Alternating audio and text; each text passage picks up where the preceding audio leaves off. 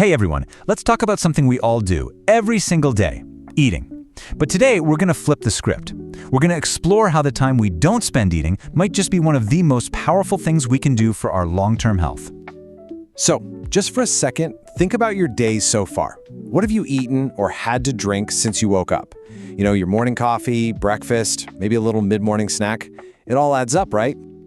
But here's the real question. When was the last time your stomach was truly empty? For a lot of us, if we're being honest, the gap between our last bite at night and that first sip of coffee in the morning is getting shorter and shorter.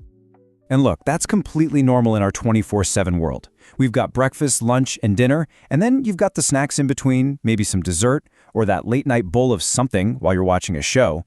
We're pretty much always fueling up. This is really the heart of what we're talking about today. What if keeping our body's engine constantly full is actually causing some serious wear and tear that we can't even see?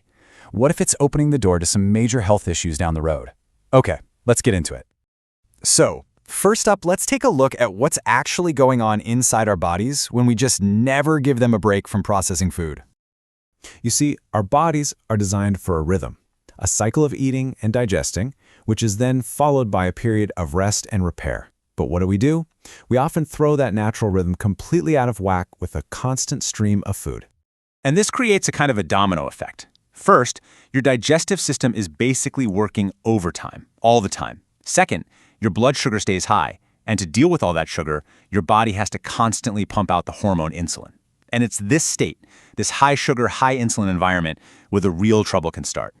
So how exactly does this overload state spiral into a much bigger problem? Well, it has everything to do with what cancer cells absolutely love to eat. This is a pretty stark fact, but it's so important to understand.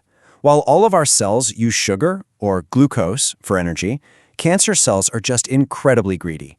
They gobble up sugar at a much, much higher rate than healthy cells to fuel their out-of-control growth. And that is the real danger here.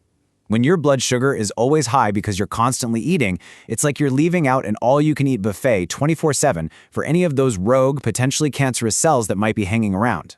You're basically giving them all the fuel they could ever want to grow. But wait, it's not just about the sugar. There's another side to this. It's the insulin itself. See, insulin does more than just lower blood sugar. It's also a growth hormone.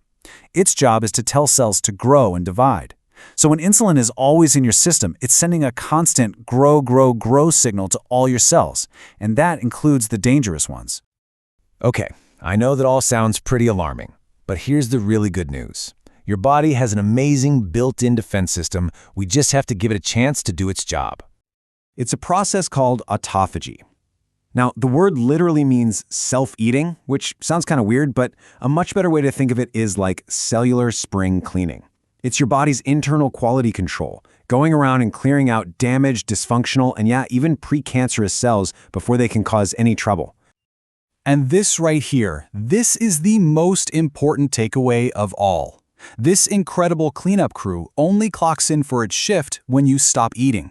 When your insulin levels finally drop, which only happens when you're fasting, your body switches from growth mode into cleanup mode. And the difference is just staggering. I mean, look at this. When you're constantly eating, autophagy is barely doing anything. But check out what happens when you give your body a break for 12 hours or more. The activity just skyrockets. You are literally turning on your body's own self-healing, cancer-fighting machinery just by creating some empty stomach time. So how can we actually put this into practice? It's really so much simpler than you might think. Let's look at a few easy ways you can bring this powerful process back into your own life.